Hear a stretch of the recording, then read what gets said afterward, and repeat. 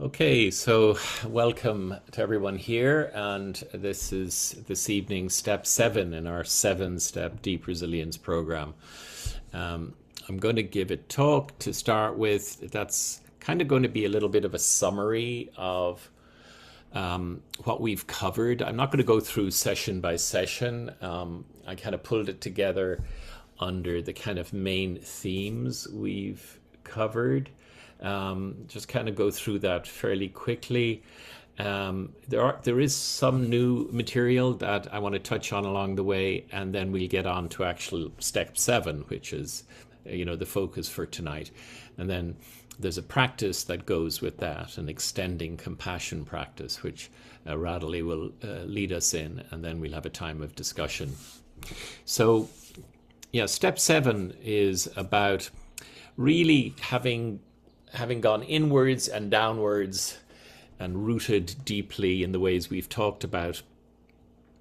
Step 7 is about what Joanna Macy talks about as the final step in her process, which is going forth. It's kind of turning back towards our lives, towards the world, still rooted in that deeper ground, which enables us to come back in maybe a different way to when we began this program, more deeply rooted, in a way that allows us to be compassionately engaged without burning out. That we come back to the world as a field of care, to ourselves, to others, to our world.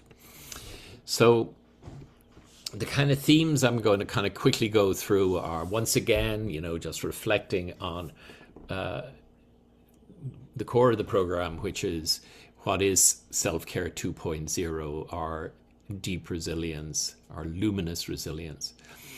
And then the kind of foundational practices, once again, which are so important, and just to emphasize the value of them as we move forward.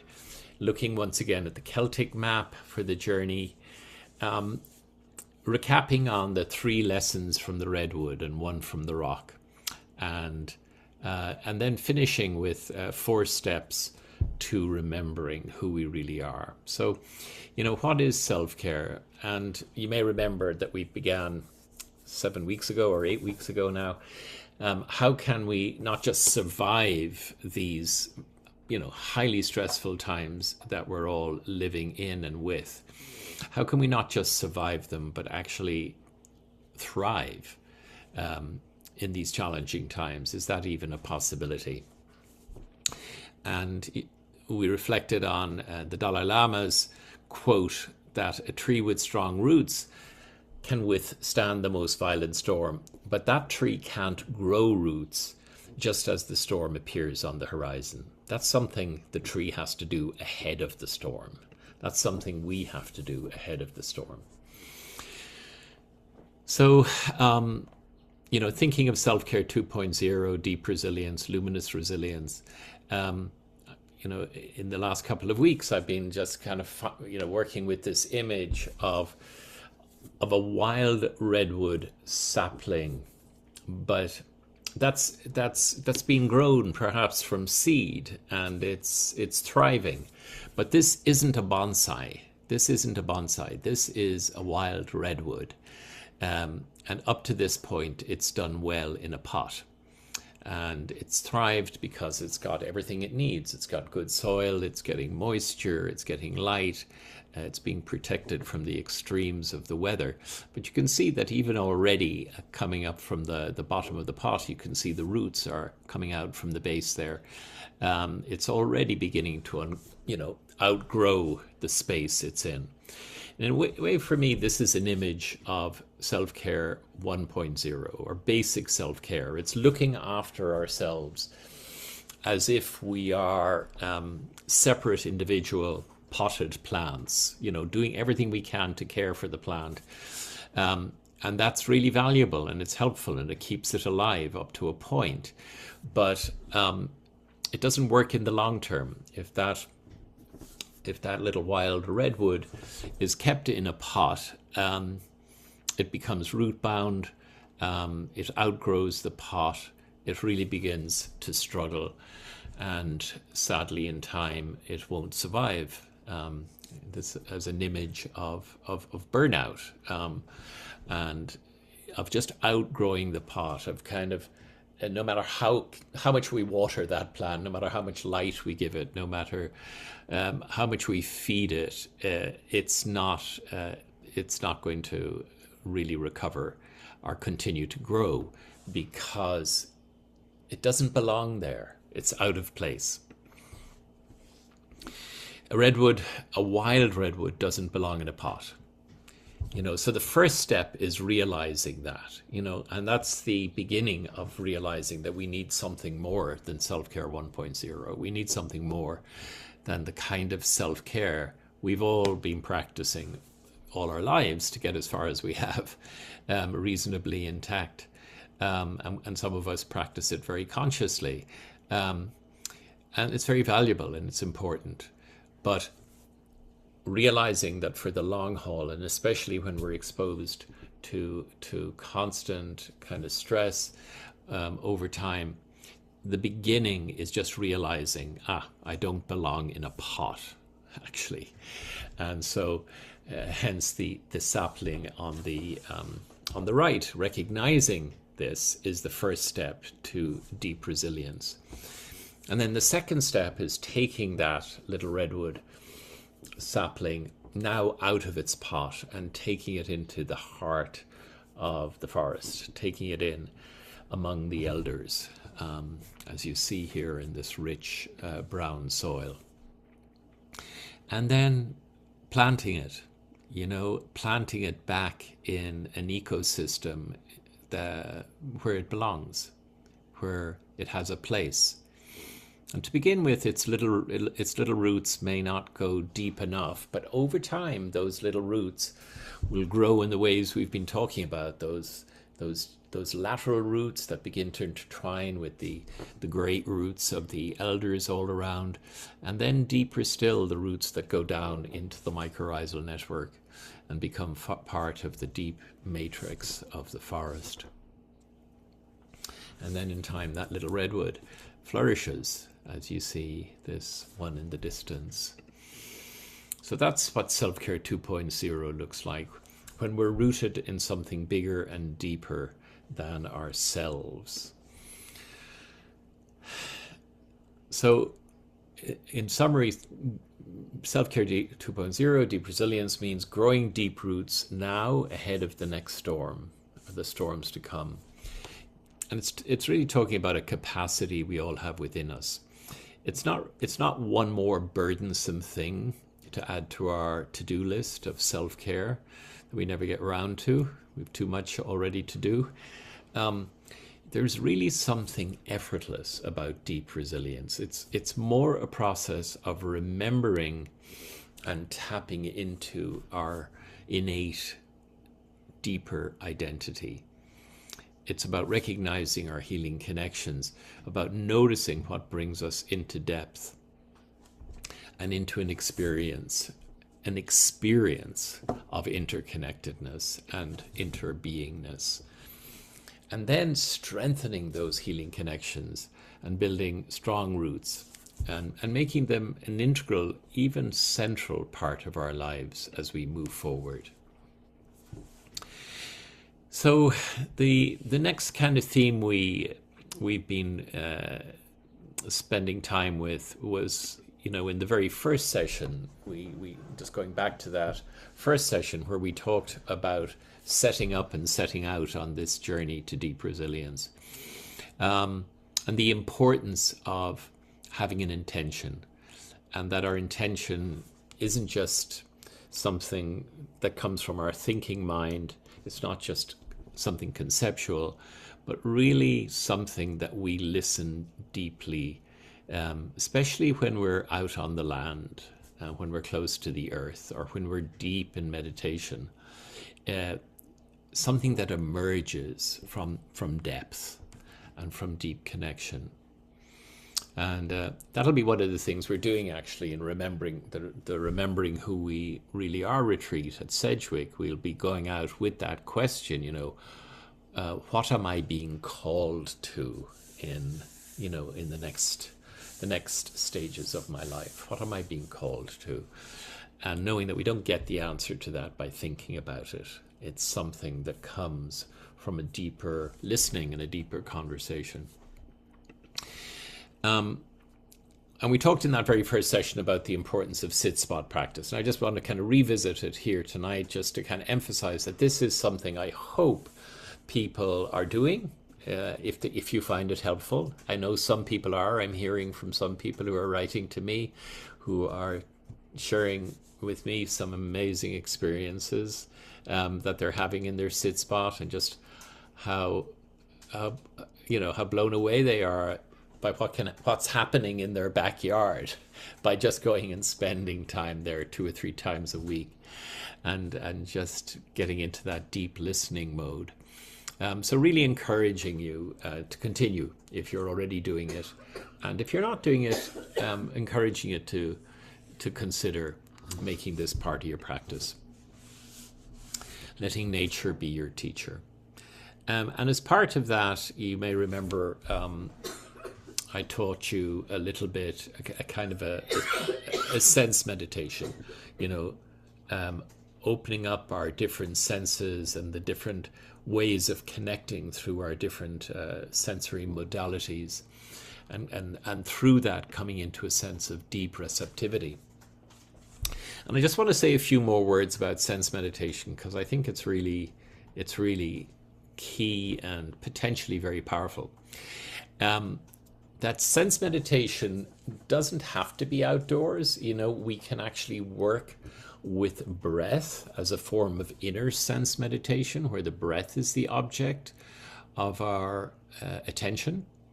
The sensations of breath, the sensations of the body rising with the in-breath and falling with the out-breath, the space between breaths.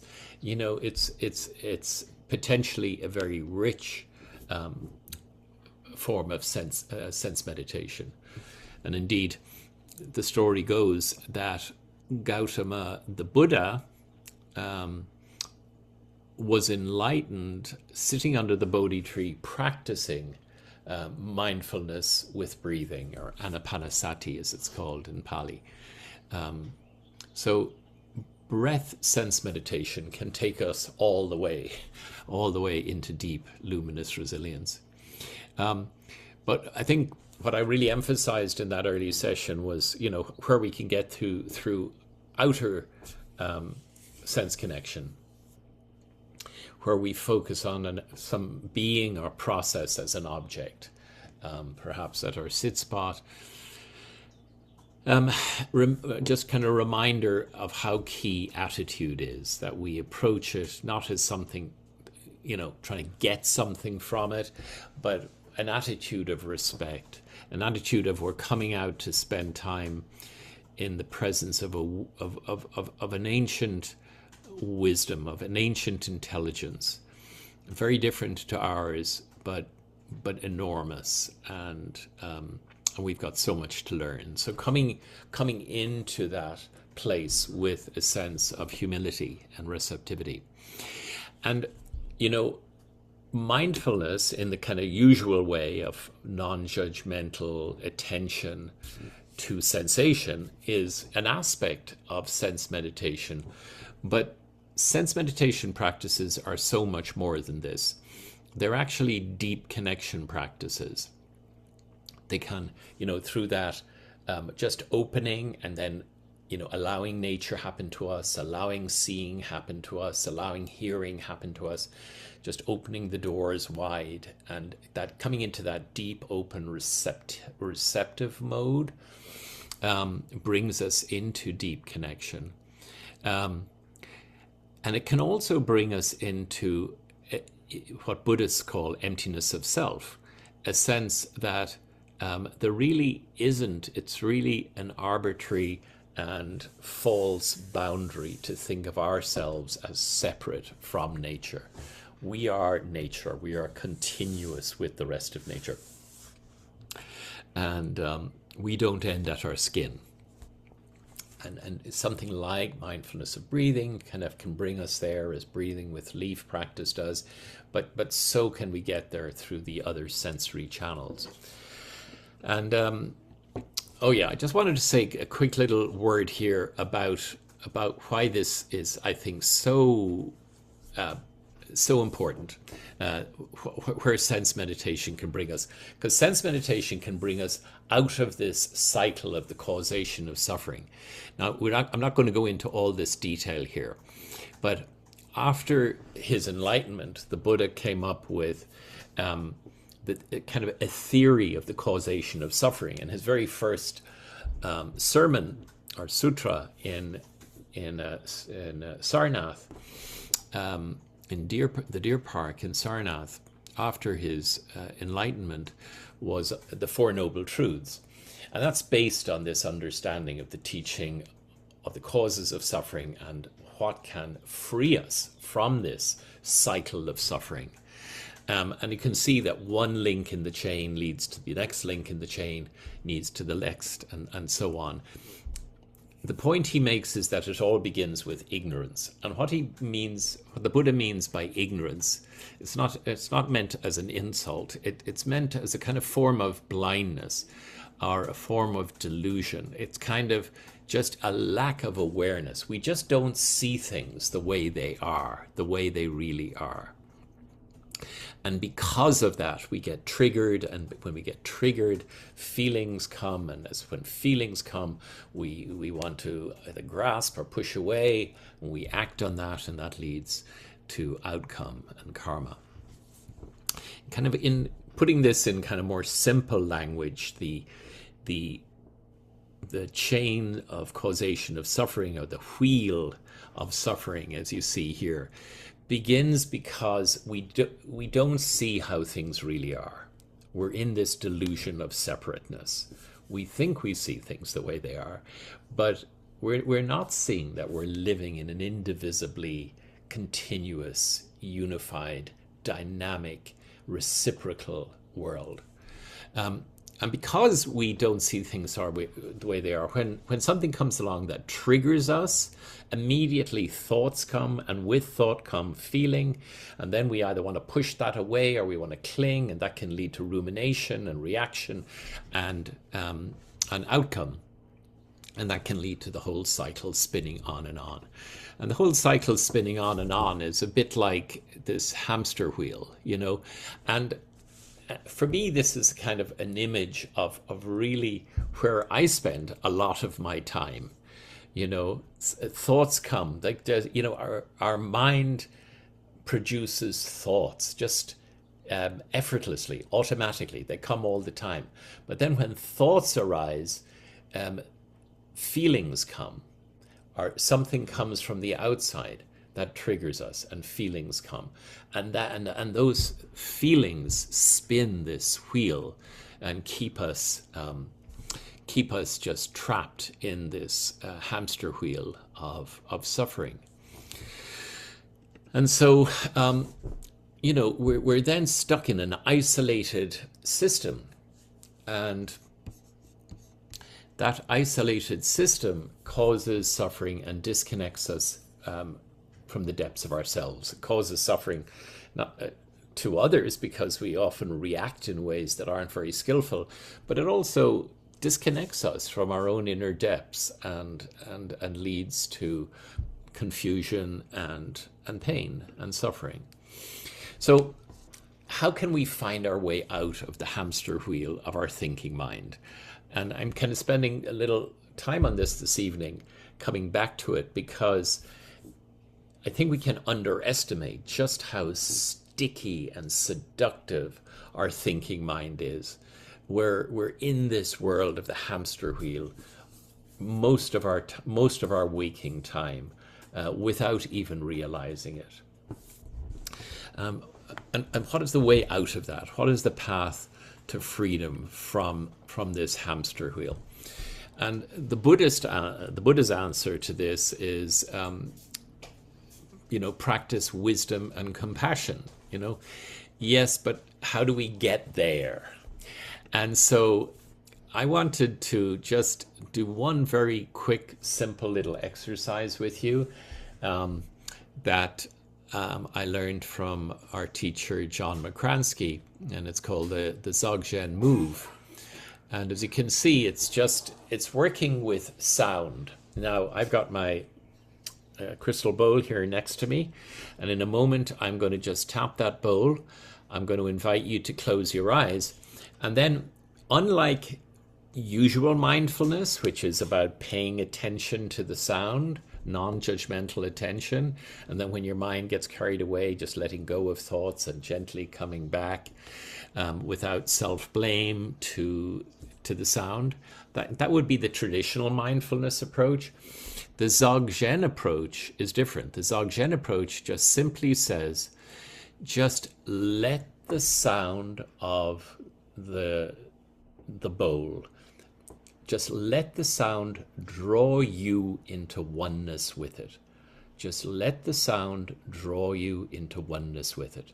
So when you notice your mind has been carried off, it will be by thoughts or distractions, just let go of them and come back to the sound and let the sound draw you into oneness with it. And just see if that, I'd be interested to hear in our discussion how that is for people. Okay, so I just invite you now just to close your eyes. Just find your meditation posture, your seat on the chair or the cushion, you're lying in bed perhaps, or on the floor.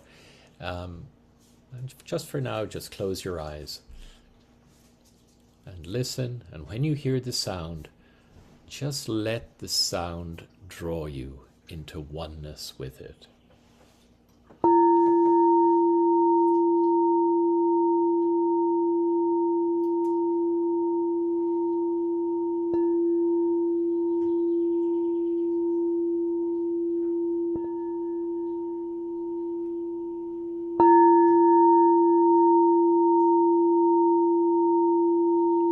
Just let the sound draw you into oneness with it.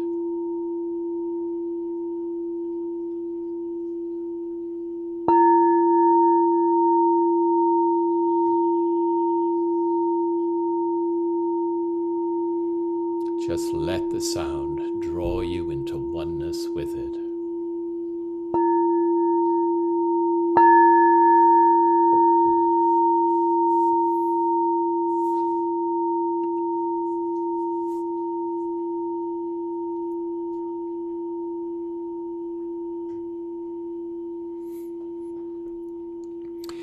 Now that's a little teaching on how you can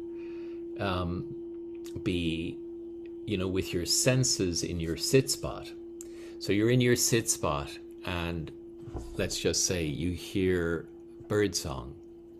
So rather than listening to birdsong mindfully in the traditional way, rather than kind of listening as a bird watcher, trying to identify, is that this or that,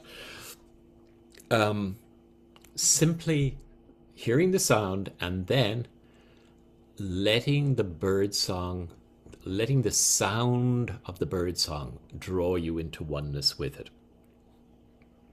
I've done this with, out on a walk through a forest, hearing a hawk cry, and just letting the hawk cry call you into oneness with it. It's just incredible where that brings you to, just in a moment. Just kind of, so it's just one little glimpse and little way of a practice that can take us out of that hamster wheel of thinking and feeling into the wider world that we're part of. Let the sound, let the roughness of the bark of the tree on your hand, let that roughness or that firmness draw you into oneness with it. It's also really respecting the agency of the other, of the bird or of the tree or of the bark. It's not any longer, you're not the center of the universe. The sound is the sound. The hawk cry is the hawk cry. The blade of grass is the blade of grass. Letting the greenness of the leaf draw you into oneness with it. So I just wanted to come back and do that little practice as something to take into your sit spot. And then the Celtic map of the journey, I've talked about this a lot. the Celtic three worlds of Cruana, Altar, and Niart.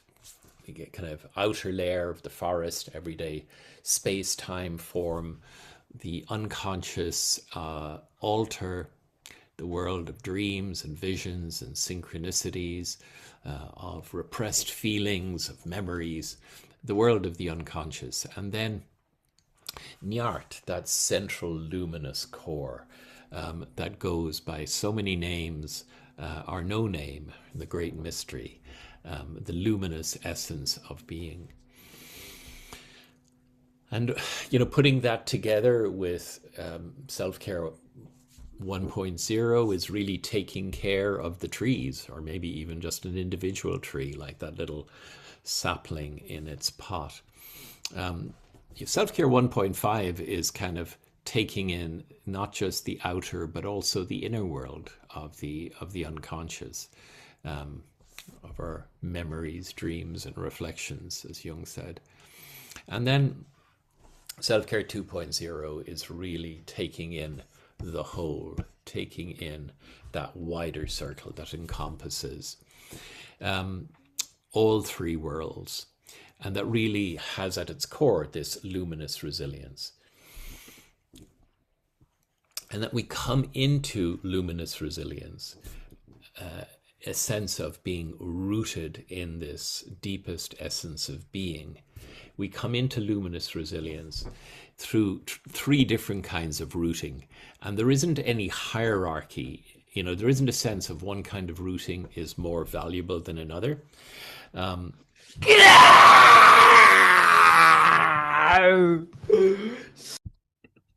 Okay, I think we must have somebody here who... Zoom Bumba.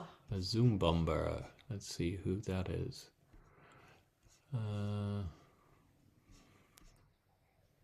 You come here to be on my dick. Like, fuck, bro. Chill out, bro. Fuck. I just come back from the ATL. Just fucking stop sucking. Remove. Yeah. Okay. Okay. So I think that is who was causing trouble. Is now gone. Okay. So here we are, three different kinds of rooting. The first kind of rooting is that the rooting at the base of the forest, the first layer of of those lateral roots, but also the deeper roots that go downwards. The second type of rooting are where the deepest roots merge with the mycelial filaments, that mycelial network that underlies the whole forest, into bringing it into a kind of a unity, a matrix, a living matrix. And then the third kind of rooting is that rooting in the central core. And then we also touched on the theme of what I learned from the Redwood. I shared from you in 4 lessons. And the first lesson really is, and each of these, again, are just essential parts of deep resilience. So the first lesson was really about the importance of self-care 1.0, and in terms of the Redwood, this was about taking care of the bark. That redwood would not have survived and indeed thrived, as you see in the right-hand picture here. It wouldn't have done that. It couldn't have done that if the central part of the tree had been damaged by the fire. But the central living part of the tree was protected by this incredible thick trunk that a redwood has. And because of that trunk being in place, the xylem, those delicate structures and all the living delicate structures that make water transportation and sugar transportation, the whole inner life of the tree survived because of that living outer bark. So self-care 1.0 means protecting ourselves in stressful situations so we can recover afterwards. The redwood wouldn't have survived the fire if it hadn't got its thick fire-resistant bark protecting its delicate inner structures. So a question for each of you is, how good am I at protecting myself in stressful situations? Am I good at it? Am I not so good in it? Is that something I need to kind of make some changes if I can? And then what do I do to restore myself afterwards? That's self-care 1.0. That's taking care of the bark. Now, the other reason the burnt, battered redwood on the left was able to transform into the regenerated, resplendent kind of forest you see on the right was because it wasn't knocked over in the huge blow that was strong enough to break its very thick trunk, unlike the oak around the corner that was uprooted in a storm, even though the oak was a huge, great tree with deep roots.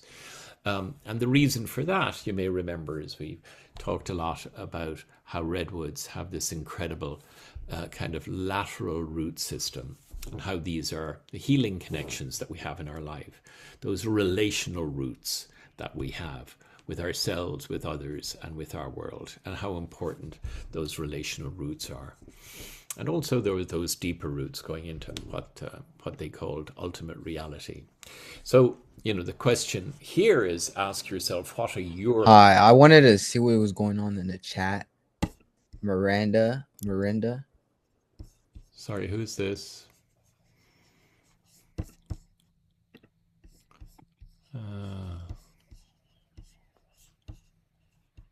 Sorry, who's talking?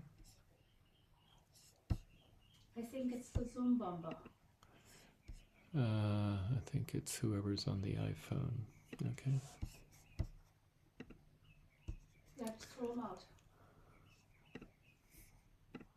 Okay, sorry guys, we're having a busy Zoom bombing evening here tonight. Okay,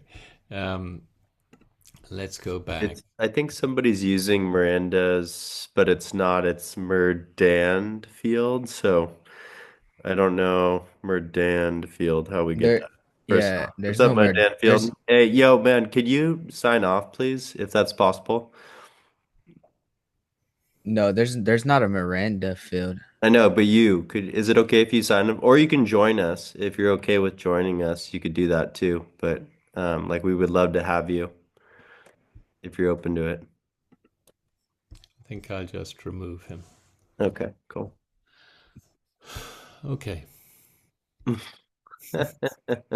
You're much more diplomatic than I am. Sorry about that, guys. So,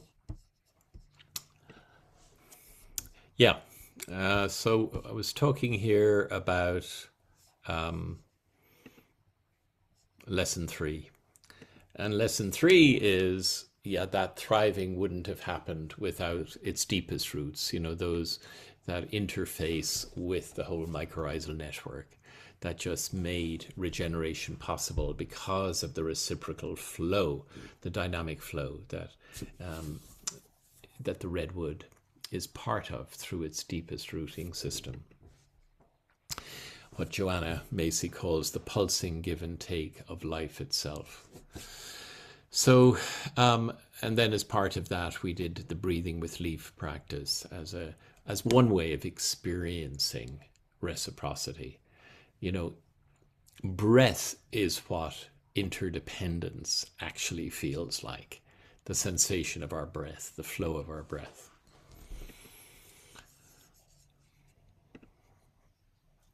So the question here is, do I have nature connection practices that take me into the pulsing give and take, that reciprocal flow, that reciprocal tidal flow at the very heart of life? And then the final teaching was the teaching from rock. And here I was sitting with redwood, now a beautiful tree, as you can see there. And all the time in the background is rock. And for me, this is an image of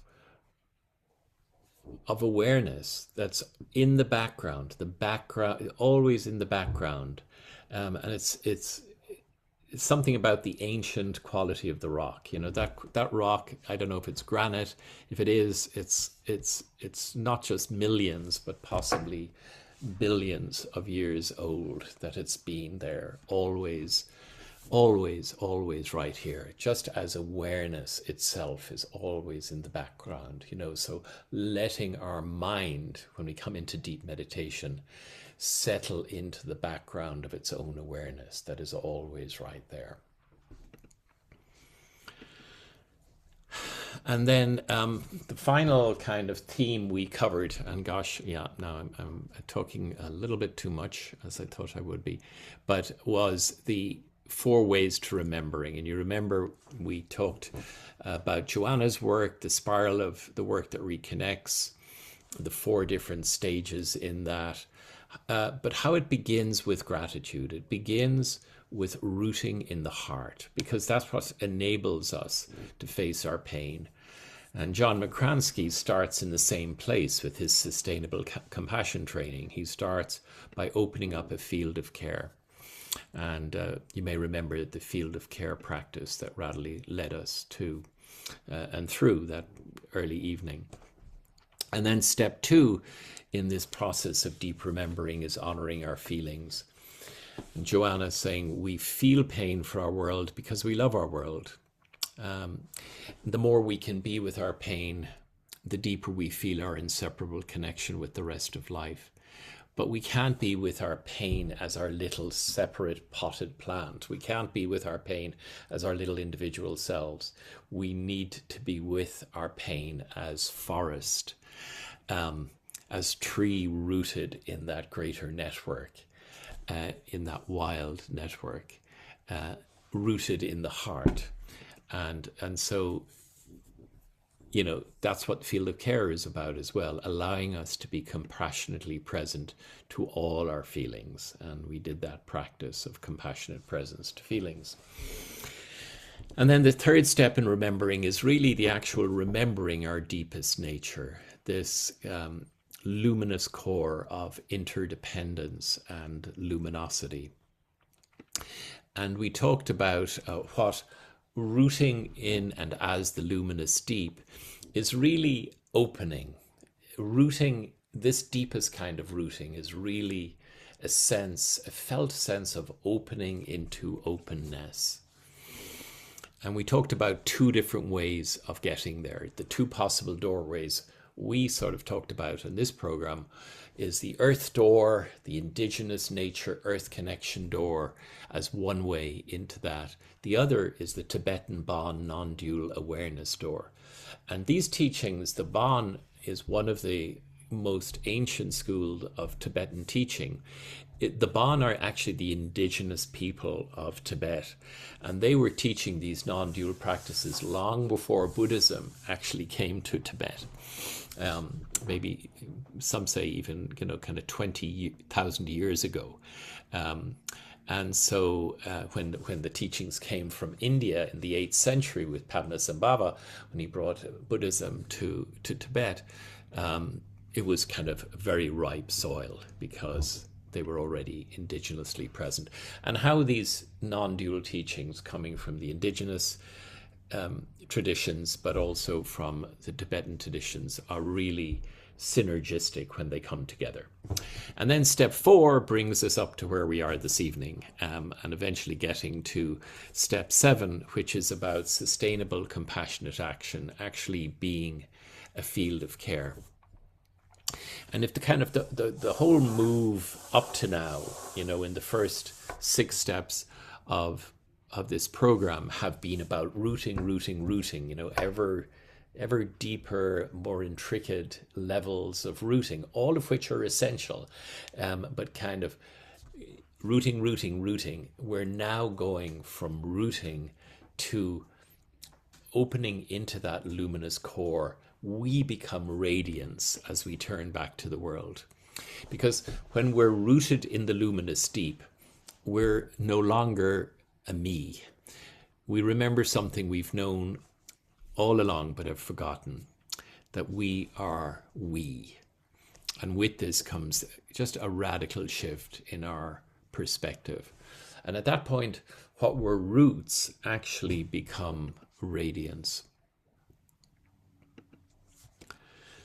And we return, to our world, to our beautiful but wounded world, still rooted and held in this luminous depth, with open hearts and with the capacity to stay present and engaged without being overwhelmed or burned out.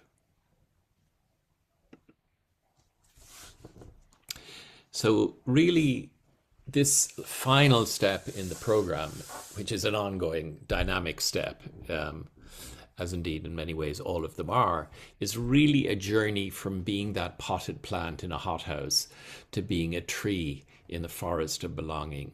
It's about awakening our phylogenic, our deepest memory, and remembering our deepest identity. It's a journey, as I said, from rooting to radiance. So what do we need for this?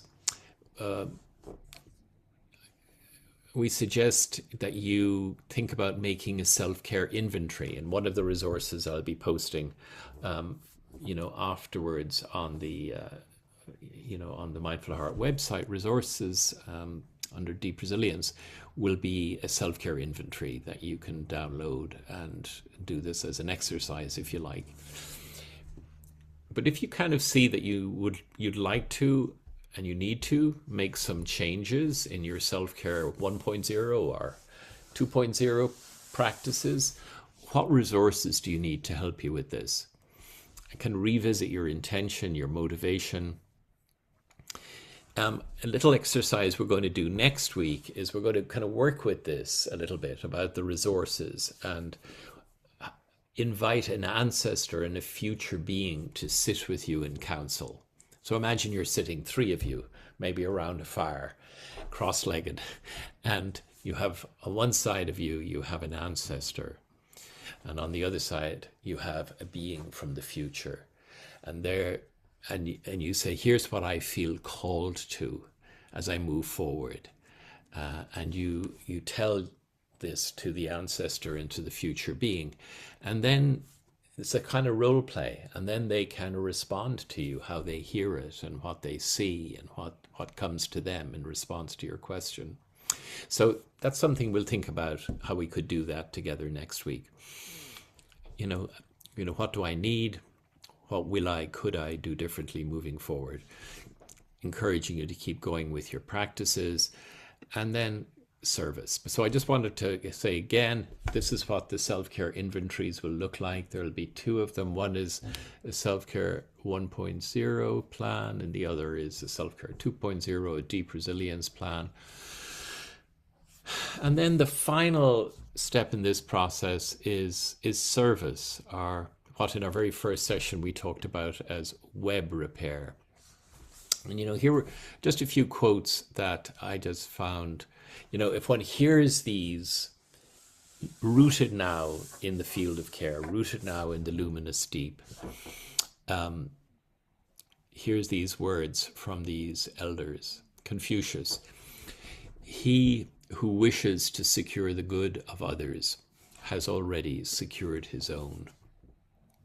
Albert Einstein: we must widen our circle of compassion to embrace all living creatures and the whole of nature in all its beauty.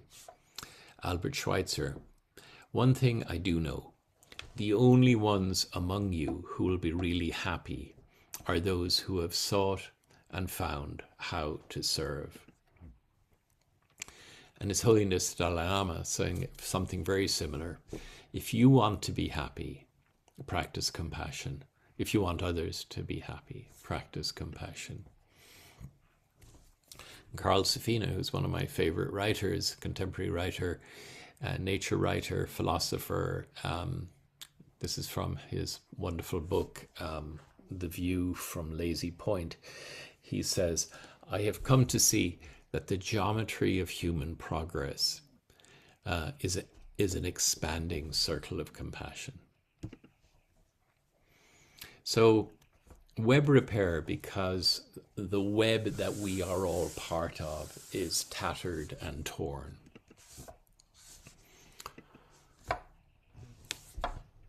So kind of ask yourself and think about, another heart question, not hard question, but a heart question. What one thread repair attempt will I take? And no act is too small. No thread is too small to repair. Every thread you repair is one thread repaired in that greater web. And Howard Zinn says small acts, when multiplied by millions of people, can transform the world. So just one small step, one small thread at a time, and without attachment to outcome. It's not about, am I likely to be successful with this? That's not what it's about. Your intention is what matters, and taking that step. And repairing the web and deepening our roots is resistance, in a world of such incredible divisiveness and fear and breakdown and polarization. To actually root in what connects us all, to actually act in ways that repair the web that we're all part of, is resistance. And so that actually brings me to the end of my talk, but I'm afraid Do some discussion, Michael. I think what we'll do is, No meditation, just yeah, we won't do the meditation tonight. We'll do that next week, the extending compassion practice. But let's just take a little bit of time after all that talking, just to see if anybody has any thoughts or reflections or stories or comments. Don't know, Andrew, don't want to put you on the spot, but you've been very good at kind of coming up with a response to get our discussions started, if you had anything to say. But if you don't, that's fine. Yeah, I don't have much tonight. The small thread thing really, I think, it hits me today, because I think the acknowledgement of the smallest little acts that we get to do, and how that can ripple without being attached to the outcome of the ripple, or seeing it, or even knowing it, but that trust. Yeah, just acknowledging the small acts, I think, is what I want to work on tonight. So yeah, this was helpful for that. Thank you. Thank you. Yeah, we can sometimes think, oh, it's so small, it's not worth it. But actually, if we see it as, you're actually repairing the web, Yeah, thank you.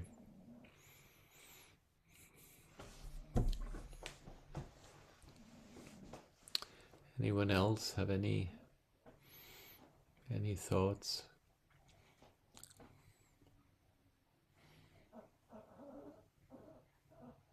Hi, Darlena. Probably not a surprise, but I liked the sound exercise. I thought that was very good. Listening to the gong was a very good way of explaining through practice what it's like to be in oneness with the nature that I'm observing in the sixth spot. So I really appreciate that. I'm going to try that tomorrow. Yeah, let the buzzing of the bees draw you into oneness with him.